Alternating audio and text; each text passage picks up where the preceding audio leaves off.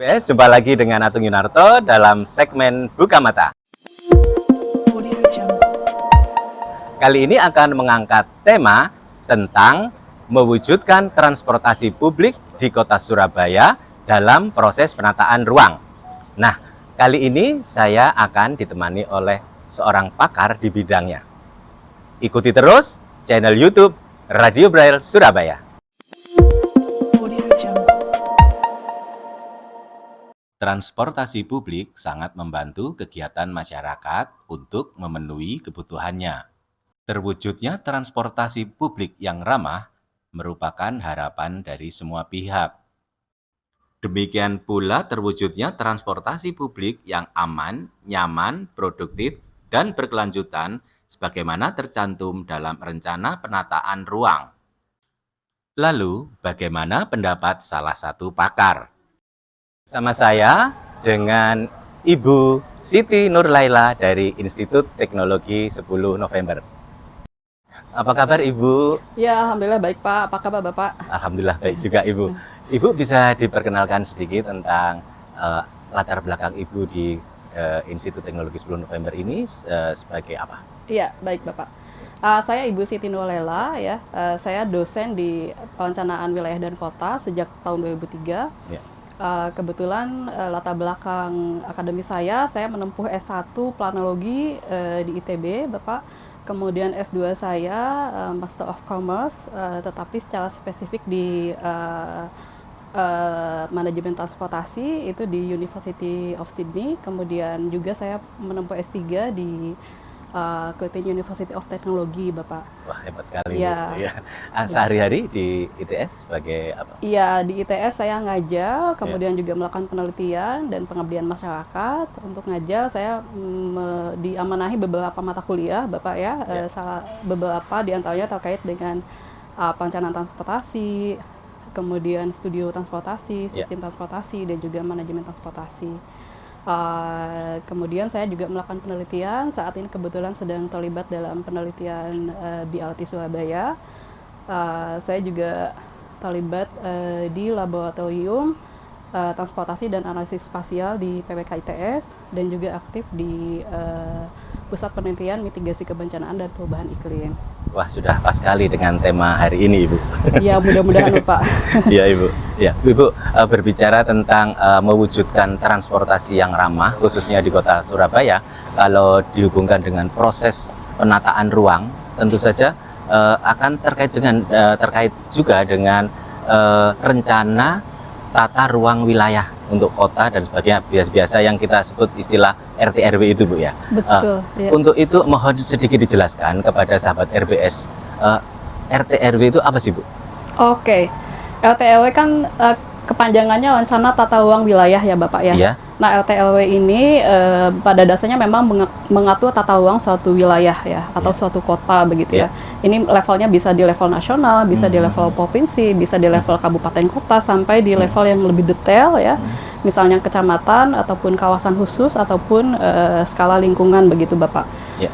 Nah, kalau kita bicara RT/RW, mungkin yang mudah itu kita analogikan dengan rencana membangun rumah begitu ya, Pak ya. Jadi ada desain tapaknya begitu ya, kemudian ada layout rumahnya, misalnya ruang tidur akan diletakkan di mana, ruang dapur akan diletakkan di mana, dan seterusnya. Ini sama, Bapak ya. Jadi RT/RW itu menata sebetulnya di masa yang akan datang, kita akan melakukan aktivitas apa, seberapa besar aktivitas itu mau kita sediakan gitu ya. Kemudian di mana kita meletakkan aktivitas-aktivitas tersebut di ruang kota begitu ya. Nah, yang saya maksud ruang kota ini tentu kalau kita bicara konteks Surabaya, ya ini adalah wilayah Surabaya yang luasnya sekitar 350 km persegi begitu ya, Pak ya. Nah, apa yang dimaksud dengan aktivitas? Aktivitas ini pada prinsipnya ada dua ya, Pak ya. Yang pertama kita bicara pola ruang, dan yang kedua kita bicara mengenai struktur ruang. Nah, pola ruang ini sebenarnya terkait dengan kegiatan kita sehari-hari, Pak. Jadi misalnya kita bekerja, berarti pola ruang itu ada pola ruang yang mengatur kawasan-kawasan pusat pekerjaan atau lokasi pekerjaan ya. Misalnya kawasan industri begitu, Pak.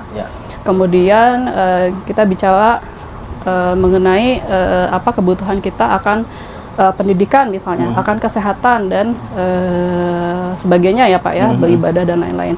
Nah, kita bicara fasilitas publik, sekolah, kemudian rumah sakit, itu akan ditempatkan di mana begitu ya, kemudian seberapa banyak begitu ya. Nah, tentu yang harus diingat itu adalah prinsip keadilan ya Pak ya. Nah, prinsip keadilan ini, prinsip keadilan secara lokasi harus diperhatikan, dan juga prinsip keadilan secara sosial. Termasuk Bu ya, termasuk tadi penataan ruang untuk mobilitas masyarakat, transportasi juga ya? Iya betul. Kita bicara di struktur ruang Pak ya. Jadi dalam konteks struktur ruang, kita akan berbicara mengenai pusat-pusat lokasi kegiatan secara struktur. Kemudian pusat lokasi kegiatan ini akan dikoneksikan begitu Pak. Nah, untuk mobilitas transportasi kita dikoneksikan salah satunya dengan infrastruktur transportasi. Jadi tidak hanya infrastruktur transportasi sebetulnya, termasuk listrik, air bersih dan lain-lain. Tetapi kita bicara konteks transportasi, tentu yang perlu kita lihat itu adalah struktur ruang dalam konteks fasilitas atau infrastruktur transportasi yang menjadi elemen pembentuk ruang, tetapi juga memiliki fungsi untuk mengkoneksikan tadi Pak aktivitas-aktivitas atau pola ruang yang ada di Surabaya yang tadi kita sudah jelaskan. Kalau menurut pengamatan Ibu, seperti apa sih kondisi transportasi publik di Kota Surabaya? Nah, mengenai transportasi publik ya Pak ya.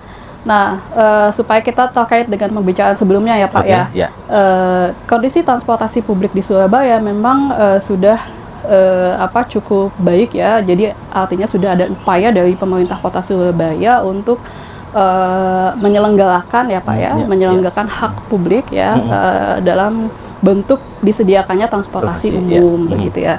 Kita lihat sudah ada Surabaya Bus, kemudian juga ada berbagai angkutan umum yang kita sebut lain, dan juga yang baru ya, Wira-Wiri begitu ya. Tetapi kalau kita lihat dalam konteks struktur ruang itu tadi, tentu kita ingin bahwa semua pusat kegiatan yang tadi kita sebutkan ya, mungkin saya singgung sedikit ya Pak ya. Jadi pusat kegiatan itu ada di Surabaya, itu ada pusat kegiatan yang levelnya nasional ya Pak ya. Misalnya seperti di Pelabuhan Tanjung Perak gitu ya. Kemudian ada pusat kegiatan skala kota. Nah, skala kota itu misalnya seperti di Tunjungan begitu ya Pak ya. Kemudian ada pusat subpusat begitu ya Pak ya. Jadi ada subpusat. Nah, subpusat ini ada di beberapa titik, dan kemudian ada juga pusat-pusat lingkungan. Nah, kita ingin bagaimana agar transportasi publik yang sudah disediakan oleh pemerintah ini bisa menjangkau seluruh pusat, baik nasional, pusat kota maupun subpusat kota maupun yang lingkungan tadi begitu ya Pak ya. Nah, kalau kita bicara yang hierarki paling rendah itu kan lingkungan ya Pak ya. Nah, lingkungan itu kan bagian terkecil ya, seperti rumah kita begitu ya, seperti kampus ini begitu ya. Nah, tentu itu kita harapkan semua terhubung begitu ya, tetapi kenyataannya memang sampai saat ini masih belum terhubung semua begitu ya Pak ya. Nah, kami sudah melakukan pengukuran itu kurang lebih Pak, kalau Surabaya Bus itu bisa mengcover sekitar 20% jangkauan penduduk begitu ya Pak ya. Kemudian kalau yang Wira-Wiri ini juga sekitar 20% jangkauan penduduk. Ini kita dengan mempertimbangkan lokasi-lokasi halte begitu ya Pak ya, lokasi terminal, dan dengan asumsi jangkauan berjalan kaki sekitar 400 meter. Nah, jadi kurang lebih kalau mempertimbangkan Surabaya Bus dan Wira-Wiri itu sekitar 40% begitu ya. Nah, jadi memang belum menunjukkan kondisi yang ideal, tetapi saya rasa akan menuju ke sana begitu ya Pak ya. Nah, jadi kalau bicara di dalam konteks pemenuhan hak disabilitas mengenai angkutan umum ini, tentu itu juga membutuhkan upaya-upaya tersendiri begitu Pak, dari pemerintah Kota Surabaya begitu ya Pak ya, mungkin. Ya, kadang-kadang itu kan untuk hak publik khususnya para penyandang disabilitas ini kadang-kadang agak terabaikan, karena saat proses penyusunan rencana itu kadang-kadang kurangnya keterlibatan kelompok ini dalam penyusunan kebijakan tersebut itu apakah memang berpengaruh sekali ya terhadap pemenuhan hak untuk semua lapisan masyarakat? Ya betul Bapak, kembali kepada yang tadi ya Pak ya, sebetulnya ada prinsip keadilan sosial di dalamnya yang harus dipenuhi begitu ya Pak ya. Ini juga kan sudah merupakan amanat undang-undang ya Pak ya. Jadi dalam Undang-Undang 25 2009 tentang pelayanan publik, pemerintah yang menyediakan layanan publik itu berkewajiban memberikan fasilitas khusus begitu Pak. Jadi artinya memang pemberian fasilitas khusus yang disesuaikan dengan kebutuhan kaum disabilitas itu menjadi kewajiban dari pemerintah yang menyelenggarakan pelayanan publik tersebut. Di sisi lain, kalau kita lihat undang-undang penyandang disabilitas, justru juga seiring sejalan menyatakan bahwa salah satu pasalnya menyebutkan penyandang disabilitas memiliki hak begitu ya, untuk mengakses fasilitas publik. Jadi kan ini saling mengisi ya Pak ya undang-undang itu ya. Jadi di satu sisi merupakan kewajiban pemerintah dan di sisi lain merupakan kewajiban hak dari penyandang disabilitas itu sendiri. Nah dalam konteks partisipasi penyandang disabilitas khususnya ya Pak ya, memang saya rasa belum terakomodasi secara keseluruhan ya Pak ya. Artinya sebetulnya prinsip partisipasi itu sendiri sudah ada di dalam proses proses penyusunan tata ruang dan juga sudah dijamin oleh undang-undang begitu ya. Akan tetapi memang narasinya masih umum begitu ya, artinya partisipasi masyarakat secara umum begitu ya. Dan partisipasi masyarakat ini sebetulnya sudah ada mekanismenya Bapak ya, jadi sudah berjalan begitu ya. Barangkali yang perlu ditingkatkan itu adalah bagaimana kelompok disabilitas bisa tahu bahwa mereka juga punya hak untuk berpartisipasi begitu ya Pak ya. Kemudian para penyusun tata ruang termasuk pemerintah misalnya yang yang memiliki tupoksi menyusun rencana begitu ya. Itu juga diberikan semacam awareness juga begitu ya Pak ya, bahwa masyarakat itu ada banyak lapisannya begitu. Termasuk di dalamnya adalah masyarakat penyandang disabilitas yang memiliki hak yang sama di dalam proses penyusunan rencana tata ruang seperti itu Pak, hemat saya. Iya, memang kadang-kadang dari kelompok penyandang disabilitas sendiri untuk mengakses informasi bahwa ini ada kebijakan baru yang akan dibahas di pemerintah kota, sebenarnya itu kadang-kadang terlambat atau kurang tahu, ujuk-ujuk setelah jadi baru tahu. Karena apalagi publikasi dari produk regulasi itu kadang-kadang udah ada batasnya ya. Dari beberapa undang-undang yang saya baca itu kok hanya 14 hari setelah dipublikasikan, sehingga agak terlambat nih kalau memberi masukan, apalagi akses untuk memperoleh informasi itu agak kesulitan kami dari penyandang disabilitas. Kadang-kadang kalau gimana ya caranya? Berarti harus dibangun dari kesadaran kelompok sendiri ataupun harus aktif ya, lebih meningkatkan keaktifan untuk mengakses informasi yang kira-kira menghasilkan produk dari pemerintah kota. Nah, Ibu kira-kira dalam penyelenggaraan atau mewujudkan transportasi publik yang ramah tadi itu kendalanya apa sih Bu yang dihadapi oleh pemerintah kota? Iya, kendala ya Pak ya. Baik Pak, jadi kalau kita bicara regulasi sebetulnya tidak ada kendala ya Pak ya. Artinya basis legalitasnya sudah ada ya. Jadi kan sudah dijamin undang-undang segala macam begitu ya Pak ya. Di Perda Jatim pun saya rasa seingat saya sudah ada ya Pak ya, perdanya yang mengatur untuk kebutuhan transportasi atau aksesibilitas kaum disabilitas ya Pak ya. Nah sedangkan ini mungkin problemnya itu diimplementasi dari kebijakan tersebut begitu ya, mungkin masih belum masih belum optimal begitu ya Pak ya. Nah saya rasa bagus ya Pak ya kalau diperbanyak forum-forum bersama untuk membangun kesadaran bersama begitu ya Pak ya. Saya rasa mungkin bisa dimulai dari situ. Artinya ini kan memang kalau kita lihat di pemerintah sendiri atau kalau kita lihat stakeholder begitu ya Pak ya. Stakeholder ada pemerintah, ada mungkin konsultan, perguruan tinggi begitu ya. Kemudian ada pihak swasta begitu ya. Semuanya akan terlibat dalam proses tersebut begitu ya. Jadi yang perlu awareness ini tidak hanya pemerintah, tetapi juga akademisinya begitu ya, supaya mereka sama-sama paham. Nah, forum-forum bersama yang membentuk kesadaran bersama akan pentingnya mengimplementasikan apa yang sudah menjadi amanah sebetulnya ya dari undang-undang begitu ya. Ini yang kemudian perlu satu suara begitu ya, satu pemikiran dan satu suara begitu Pak Bapak ya. Apalagi kalau melihat disabilitas sendiri kan spektrumnya beda-beda tuh Pak ya. Jadi karena spektrumnya berbeda akan memiliki pola kebutuhan mobilitas dan aksesibilitas yang berbeda begitu. Iya. Nah, itu perlu kemudian menjadi input di dalam proses penyusunan misalnya tata ruang ataupun rencana transportasi begitu, Pak.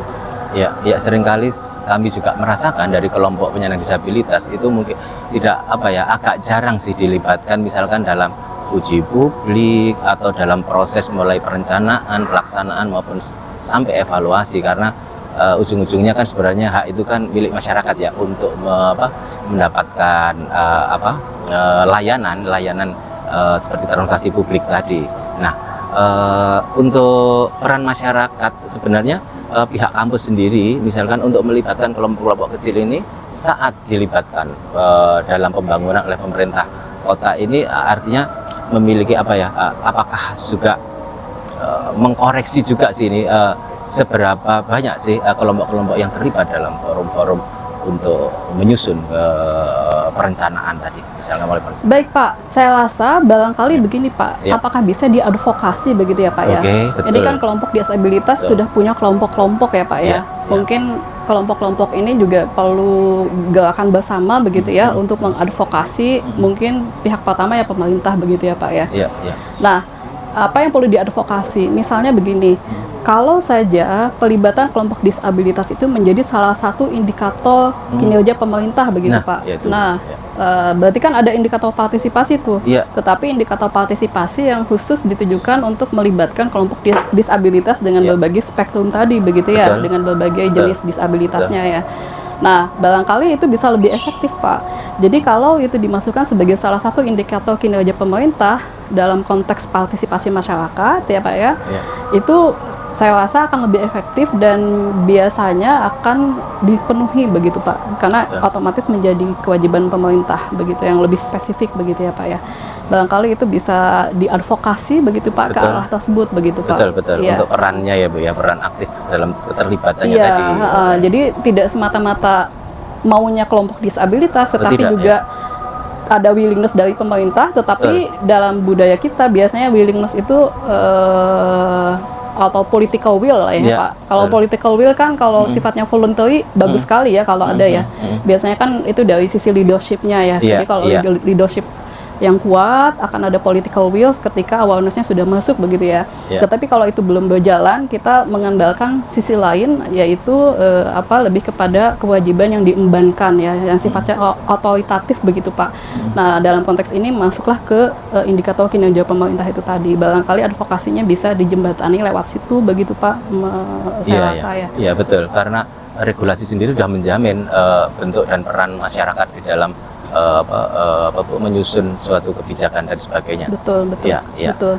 Karena kondisinya masih dalam proses seperti itu, memang sudah dipenuhi, tetapi masih ada yang kurang di sana sini, masih ada keluhan dari masyarakat. Mungkin kedepannya untuk masukan kepada pemerintah kota. Baik Pak, kita harus menyusun master plan-nya ya Pak ya, khususnya untuk kebutuhan transportasi masyarakat disabilitas. Tetap kita perlu suatu rencana begitu. Nah, itu bisa mengundang berbagai expert itu tadi di bidang transportasi yang kemudian mengundang partisipasi kelompok disabilitas. Karena sekali lagi perlu dipahami apa kebutuhan mereka, bagaimana pola perjalanannya. Misalnya pola perjalanan itu frekuensinya, jaraknya begitu ya. Kemudian aktivitas yang biasa dilakukan, apa, kemana, seperti itu. Itu pola-pola itu perlu difahami, kemudian juga kendala mereka apa, begitu ya. Itu semua perlu difahami begitu. Sehingga di dalam penyusunan master plan itu semua bisa diakomodasi begitu Pak, menyangkut kebutuhan kaum disabilitas begitu Pak. Kemudian setelah memiliki rencana, tentu mengimplementasikan rencana. Nah, mengimplementasikan rencana ini bisa dilakukan secara bertahap ya Pak ya. Mulai dari prioritas yang esensial tetapi berbiaya rendah begitu. Jadi kita bisa mulai dari prioritas-prioritasnya bisa kita listing begitu ya. Kemudian biayanya berapa, jadi kita bisa memilih berdasarkan pentahapan begitu Pak. Hingga mungkin dari tahap yang paling murah tetapi memang sangat penting ke tahap yang lebih berbiaya begitu ya, lebih high cost begitu ya. Itu bisa dilakukan pentahapan 5 tahunan misalnya Pak, atau 10 tahun dan seterusnya begitu Pak. Nah, tentu setelah itu ada monitoring dan evaluasi. Ketika sudah bisa diimplementasikan, monitoring dan evaluasi ini tentu bisa dari dua arah ya Pak ya. Ya. Jadi bisa dari kaum disabilitasnya sendiri yang memberikan pendapat Ya. seperti apa kekurangan yang ada dari Ya. implementasi penyelenggaraan transportasi umum di Surabaya begitu ya. Ataupun dari pihak pemerintah yang meninjau langsung begitu ya, semacam sidak atau bagaimana begitu ya ke lapangan untuk melihat benar nggak yang sudah diwacanakan itu diimplementasikan dengan baik begitu Pak. Nah, harapannya ya kalau siklus perencanaan implementasi monitoring ini sudah dilakukan, artinya kan kita sudah mulai masuk ke dalam fase siklus pengelolaan begitu ya Pak ya. Artinya tinggal mengelola begitu Pak, tinggal mengelola apa yang sudah ada, kemudian meningkatkan supaya semakin baik dan semakin baik begitu Pak. Iya. Iya. Oh ya, tadi ada yang terlupa Ibu. Ini akhir-akhir ini kan sudah diluncurkan baru 1 bulan ini tentang feeder riwa-riwi ya. Iya, nah, betul. Sebelumnya waktu bis Surabaya diluncurkan kan sudah dikuatkan dengan regulasi berupa perwali. Ini sepertinya untuk wirawiri sepertinya harus ada revisi atau dibuat perwali baru. Saya kurang paham ini dari pemerintah kota seperti apa. Ya semoga aja nanti ke depan untuk revisi ataupun perbaikan di perwali yang memasukkan tentang feeder riwa-riwa ini bisa melibatkan masyarakat, peran masyarakat lebih banyak lagi. Karena kemarin karena baik, seperti Pak. Kemarin anggap aja ini masalah hak kognisi ya untuk penyandang disabilitas itu tidak dimasukkan di dalam perwali yang di Surabaya karena itu sudah dijamin oleh Undang-Undang Nomor 8 2016 tentang penyandang disabilitas. Iya, betul. Juga peran serta penyandang disabilitas juga sudah diamanahkan dalam ratifikasi CRPD itu. Hingga itu aja sih tadi, semoga ke depan juga betul Pak bisa terlibat. Iya. Ya ini sih Pak sebagai bagian dari advokasi saya rasa perlu forum bersama ya Pak ya. Jadi betul. Forum bersama antara pemerintah dan penyandang disabilitas di mana forum itu melakukan komunikasi begitu Pak. Jadi kalau ada forum bersama kan lebih mudah melakukan komunikasi dan koordinasi. Nah mungkin sebagai bagian dari advokasi bisa mengupayakan bagaimana supaya forum ini bisa terjalin begitu Pak atau terbentuk begitu Pak. Iya Ibu, terima kasih banyak kesempatan dan waktunya. Terima kasih Ibu. Banyak. Selamat semoga bermanfaat. Sehat-sehat selalu Pak. Terima kasih sama-sama Ibu. Sobat RBS, demikian tadi segmen Buka Mata kali ini. Semoga dapat memberikan informasi dan masukan kepada pemerintah Kota Surabaya. Jangan lupa like dan subscribe di channel YouTube Radio Braille Surabaya. Sampai jumpa, salam inklusi.